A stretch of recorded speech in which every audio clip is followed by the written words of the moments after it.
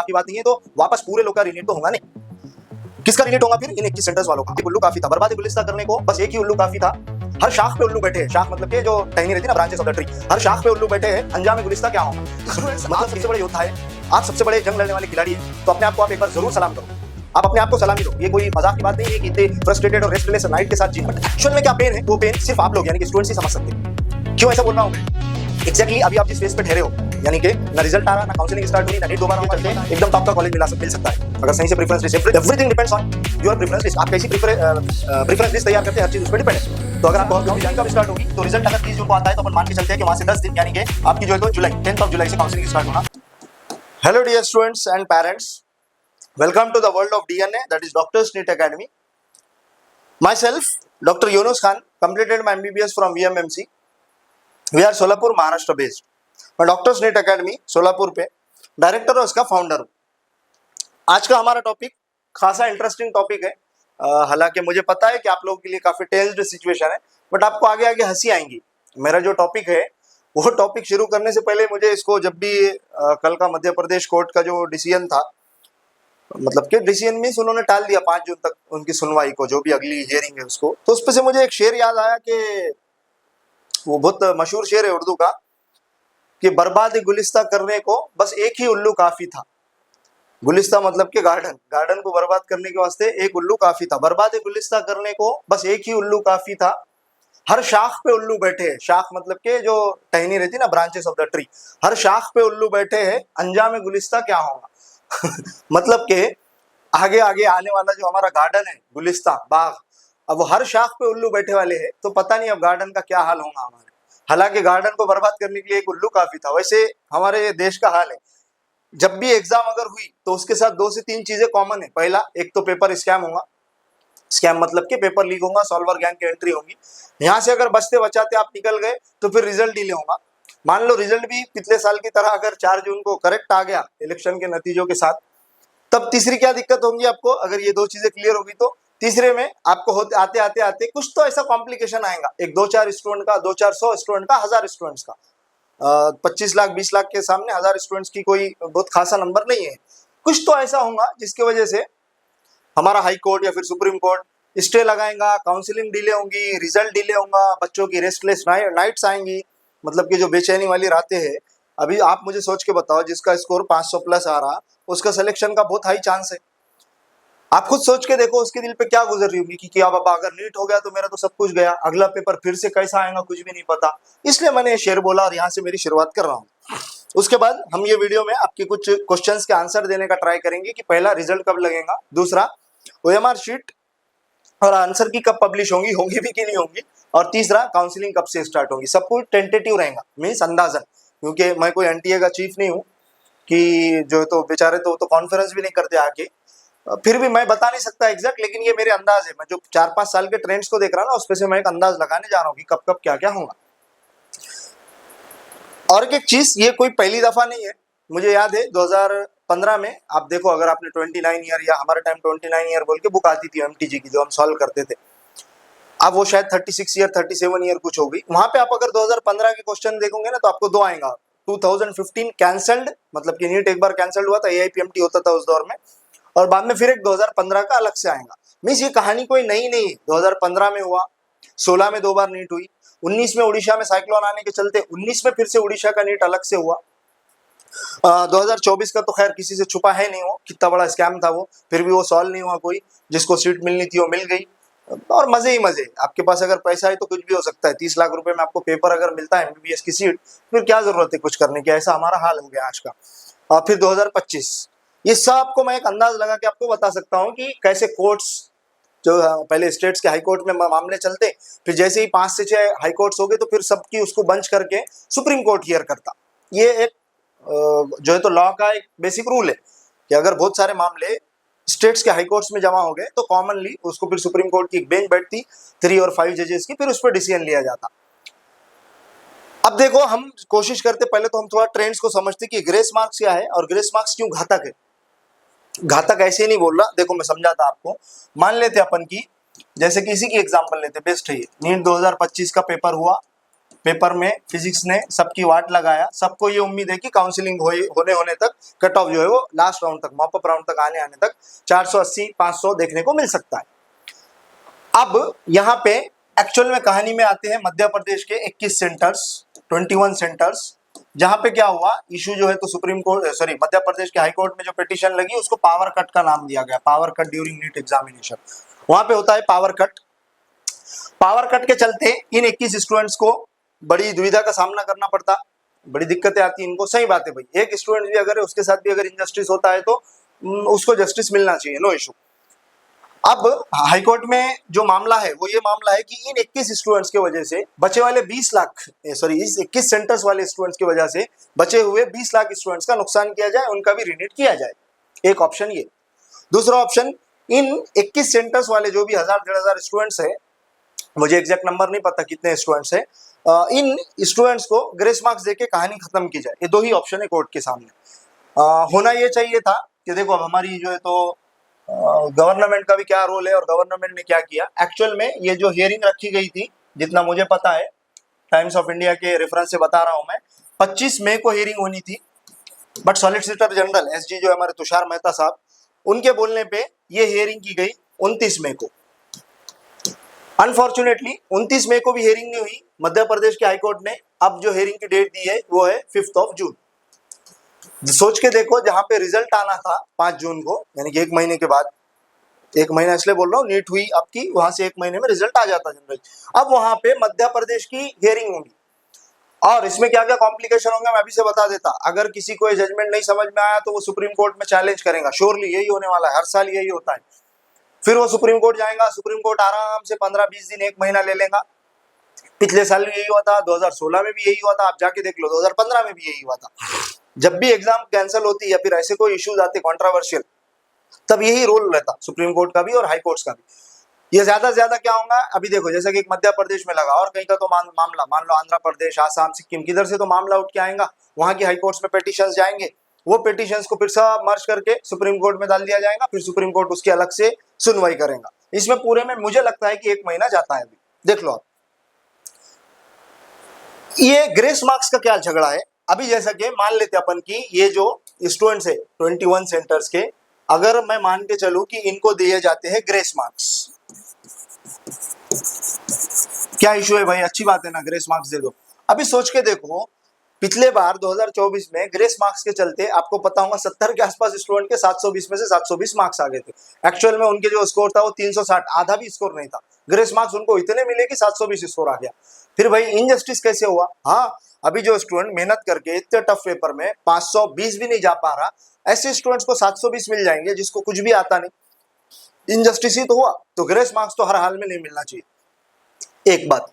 दूसरी बात, क्या रीनीट होना चाहिए? मुझे लगता है रीनीट होने का चांस बहुत कम है, क्योंकि 20 लाख लोग के एग्जाम 20 लाख लोगों का वापस बैठा के एग्जाम कंडक्ट कराना कोई मजाक की बात नहीं है, तो रीनीट भी नहीं होगा। मुझे लगता है कि मुझे पर्सनली लगता है ग्रेस मार्क्स नहीं मिलना चाहिए, बट बात ग्रेस मार्क्स से टल जाएंगी। ग्रेस मार्क्स दे दिया जाएगा और जो है तो कहानी को खत्म किया जाएगा। होना नहीं चाहिए ऐसा, बट ऐसा ही होगा, आप देख लो। क्यों मैं ऐसा बोल रहा हूं, क्योंकि पिछले बार भी क्या हुआ था, ग्रेस मार्क्स को कोर्ट ने ले तो लिया था, लेकिन फिर उन्हीं स्टूडेंट का रीनीट हुआ था, कुछ चुनिंदा स्टूडेंट्स का। इस बार तीसरी सबसे बड़ी प्रोबेबिलिटी, सबसे ज्यादा प्रोबेबिलिटी अगर कुछ है तो इन 21 सेंटर्स वाले स्टूडेंट्स का रीनीट होना। देख लो आप, फाइनली यही होगा या फिर ग्रेस मार्क्स देंगे। सबका रीनीट होना पॉसिबल नहीं। 20 लाख 21 लाख लोग को वापस से एग्जाम में अपीयर करवाना, सक्सेसफुली उनकी एग्जाम लेना, ये कोई मजाक की बात नहीं है। तो वापस पूरे लोग का रीनीट तो होगा नहीं। किसका रीनीट होगा फिर? इन 21 सेंटर्स वालों का। अभी 5 जून को सुनवाई है, देखते हैं अपन क्या होता है। जो मध्य प्रदेश के हाईकोर्ट की हियरिंग है उसमें क्या निकल के आता है। जो भी अपडेट्स रहे हम हमारे चैनल पे आपको जल्द से जल्द देने का ट्राई करेंगे। अब कुछ बात करते हैं अपन कि जैसे कि मैंने बताया था कि इन क्वेश्चंस के आंसर, तो रिजल्ट मुझे लगता है रिजल्ट आने तक शायद 30 जून का टाइम लग जाएगा, ऐसा मेरा अंदाज है। ये पहले भी आ सकता, मैं कोई एस्ट्रोलॉजर नहीं हूँ कि जो बोल रहा वही होगा। 30 जून मेरा एक अंदाज। OMR एंड आंसर की मुझे लगता है आजकल में या फिर ज्यादा से ज्यादा 7 जून तक आने की संभावना है, पहले हफ्ते में जून के।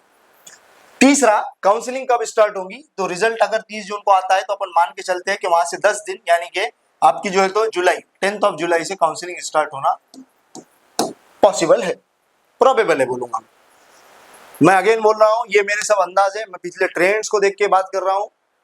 ऐसा हो भी सकता है, ऐसा नहीं भी हो सकता है, बट अगर मैं पूरे पिछले 5 साल की कहानी देखूं, नीट और एनटीए को देखूं, एनटीए बोलते ही मेरे मुंह पे हंसी आ जाती है, उसका रीजन यही है, मजाक वाली एजेंसी है, एक भी एग्जाम सही से लेना इनको आता नहीं। ये तो ठीक है, नीट जो नेट और सेट के एग्जाम्स रहते हैं उसमें भी धोखाधड़ी के स्कैम्स के मामले सामने है। खैर अभी किसको कुछ बोल नहीं सकते, पीछे जाने वाला तो स्टूडेंट है, इतनी बात तो पक्की है। मेरी एक और गुजारिश है पेरेंट्स से, क्यों मैं अचानक पेरेंट्स पे शिफ्ट कर रहा हूँ आपको समझेगा अभी 2 मिनट में।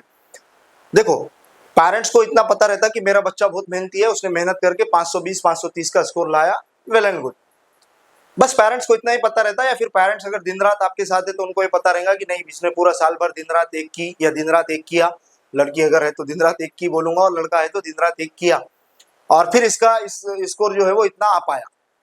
बट एक्चुअल में क्या पेन है, वो पेन सिर्फ आप लोग यानी कि स्टूडेंट्स ही समझ सकते।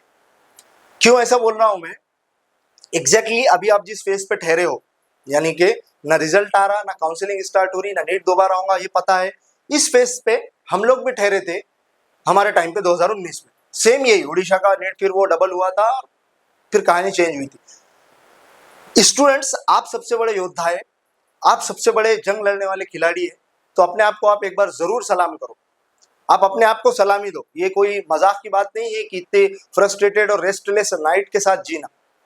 मैं क्यों बता पा रहा है सबसे अच्छे से, क्योंकि एग्जैक्टली यही फेज से आप जिस पे ठहरे हो ना अभी, उस पे मैं ठहर के आ चुका हूँ। मुझे पता है कैसी करवटें बदलने वाली रातें होती है, कल क्या होगा पता नहीं, कौन सी हेयरिंग क्या लग जाएंगी, सुप्रीम कोर्ट का क्या डिसीजन रहेगा, हाई कोर्ट्स क्या बोलते हैं, कौन सी बेंच बैठेंगी, कुछ भी पता नहीं रहता, बस ब्लाइंड पाथ रहता है, उस पर चलना रहता। तो पेरेंट्स तो ठीक है, आप लोग को पता है आपका बच्चा या आपकी बच्ची बहुत मेहनती है, बट एक्चुअल में जो पेन रहता है मेहनत के बाद फल नहीं मिलने का, वो सिर्फ आप स्टूडेंट समझ सकते हैं। दूसरे जो यूट्यूब पे टीचर्स है, हजारों टीचर्स है यूट्यूब पे, जो आपको कुछ कुछ तो ऐसे है जो 12th पास है।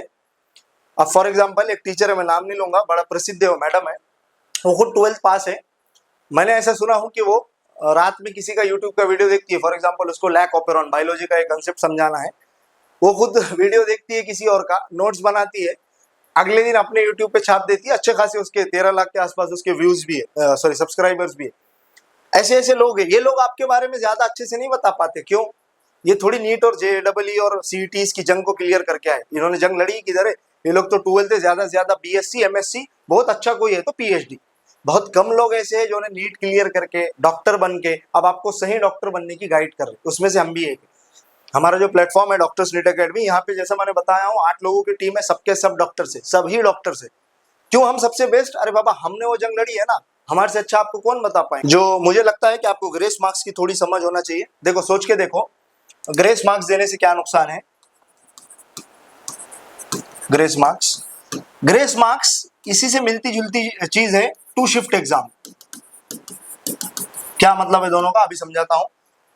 देखो, अब मान लो एक बार आपका एक ही झटके में, एक ही अटेम्प्ट में सबका सब 20 लाख स्टूडेंट का नीट हो गया, ये बहुत अच्छी बात है, सक्सेसफुली अगर हुआ तो ये बहुत अच्छी बात है।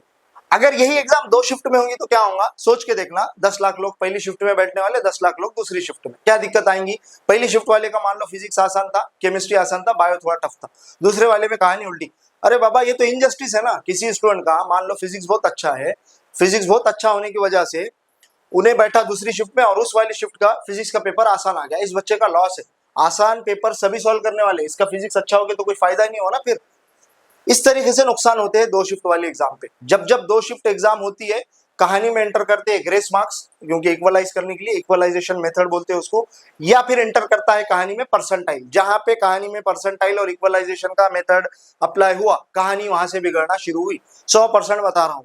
इसलिए एक ही एग्जाम होनी चाहिए। अभी खैर अभी आगे क्या होता है उस पर तो और डिटेल में अपन बात करेंगे, अगर कोई जजमेंट आता है तो। अभी के लिए ये ग्रेस मार्क्स और 2 शिफ्ट एग्जाम, इसके वजह से जो नीडी स्टूडेंट है, नीडी मतलब के जिसका स्कोर जो है तो वो 360 आ रहा, बट उनके सेंटर पे पावर कट हो गया, उन इसकी वजह से, पावर कट की वजह से उनको भर के ले भाई 200 मार्क्स तुमको ग्रेस। अरे वो तो फिर एमबीबीएस के पात्र हो गया, एमबीबीएस के काबिल हो गया स्टूडेंट, हालांकि उसकी तो एबिलिटी भी नहीं थी। मान समझ रहे ना आप बात। इसीलिए कहानी में ना 2 रीनीट हो, मतलब कि 2 शिफ्ट में एग्जाम भी ना हो, पूरे बच्चों की बात कर रहा हूं मैं। फिर क्या हो मालूम क्या, जितने स्टूडेंट्स है उनका डबल से एग्जाम हो, बात खत्म। पूरे के पूरे बच्चों को कुछ स्टूडेंट्स की वजह से फंसाना, उनका डबल से एग्जाम लेना, ये किसी भी तरीके से जायज़ नहीं है, होना भी नहीं चाहिए। और मैं भी उम्मीद कर रहा हूँ कि ऐसा तो नहीं होगा। जिन स्टूडेंट्स का मसला है वो स्टूडेंट इसमें से निकल जाएंगे। मीन्स उनका एग्जाम जो है तो मेरे ख्याल से नीट 2025 मध्य प्रदेश के नाम से एग्जाम होंगी। अब वो एग्जाम कब होती, क्या होती, जैसे जैसे अपडेट्स आते हम लोग आपको बताते। एक और चीज़ मुझे अनाउंसमेंट करना था एक, जैसे कि हमारे सबका अंदाज है, आपने हमारे वीडियोस देख ही लिए होंगे, हमारा ये जजमेंट है कि लास्ट राउंड आते आते, मैं मापअप की बात कर रहा हूँ, 500 के आसपास कट ऑफ देखने को मिलने वाला है। अगर किसी का रेंज जो है वो 470 ऐसी कोई रेंज है, कट ऑफ अगर इतना जाता है और रेंज इतनी है, तो आप पार्टिसिपेट कर सकते हैं मैजिक काउंसलिंग में। Magic counselling by doctor Yunus Khan बोल के है ये। मेरा नंबर है ये 9545428285। इस पे आप मुझे आपका स्कोर, आपकी कैटेगरी और आपका स्टेट ये मैसेज कर देना। मैं आपको डीएनए का हमारा जो व्हाट्सएप चैनल है उसमें ऐड कर दूंगा। क्या होती है मैजिक काउंसलिंग, इस पे बहुत डिटेल में एक वीडियो पे मेरा काम चालू है, बट ये अचानक से मुझे इंपॉर्टेंट ये वीडियो लगा, इसलिए मैंने पहले ये वीडियो कर लिया। जब तक के लिए आपको मैजिक काउंसलिंग समझना है तो पुराने हमारे जो यूट्यूब पे वीडियोस है, 4 दिन 5 दिन 10 दिन पुराने, वो वीडियोस देख के आप आइडिया ले सकते। फिर भी कोई डाउट है तो मुझे आप इन आईडीज पे अप्रोच करके पूछ सकते।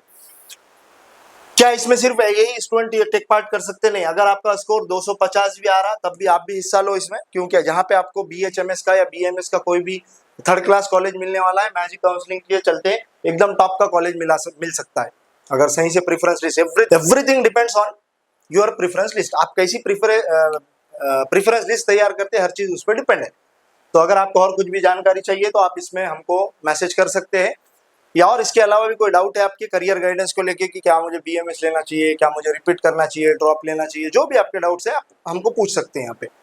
चलिए फिर अगले वीडियो में मिलते हैं। Thank you, thanks a lot. तो वीडियो बहुत अच्छा लगा है तो प्लीज हमारे चैनल को सब्सक्राइब कीजिए। जितने व्यूज है हमारे 40,000 भी एक वीडियो गया है, शायद 35,000 कुछ, तो उतने सब्सक्राइबर्स हमको नहीं मिल रहे। तो प्लीज मेरी आपसे गुजारिश है कि आप एक छोटा सा 2 सेकंड या 3 सेकंड लगेंगे, आप जो है तो सब्सक्राइब का बटन दबा के उस पे जो बेल आइकन है उसको भी हिट करें, ताकि हमारी जो भी इंपॉर्टेंट अपडेट्स है, हमारे पास कोई भी ऐसा फेक इन्फॉर्मेशन हम लोग देते नहीं, काम की इन्फॉर्मेशन रहती है। तो आपको अगर वक्त पे वो इन्फॉर्मेशन चाहिए तो आप प्लीज सब्सक्राइब करें, और अगर आपको वीडियो बहुत अच्छा लगा तो लाइक और शेयर भी करें। Thank you.